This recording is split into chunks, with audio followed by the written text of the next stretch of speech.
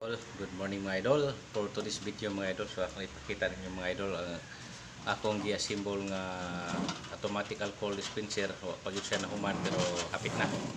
So mao ni siya mga idol. Pag ito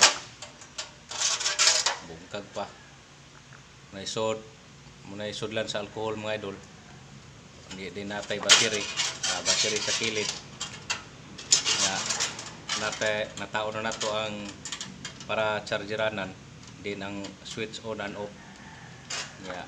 O pa na ako na fix gyud ang ayang reset kay night time nga masudlan na siya ang alcohol o kanang naiabog nga madaga ni ma-appeal dito ug mubara dito sa iyang pump na ko'y butang nga reset para mo reverse ang iyang tuyok para malagputo ang iyang abog o rugaw.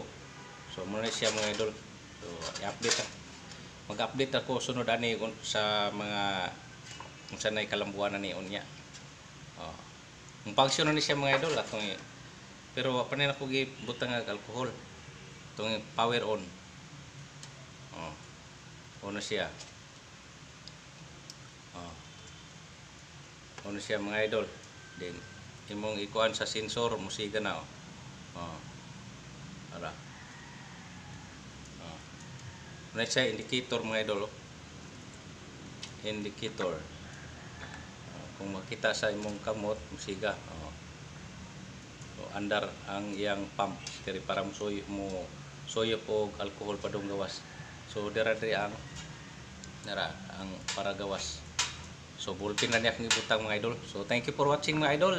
Atangi ang update sa atong automatic alcohol dispenser. Bye bye, God bless.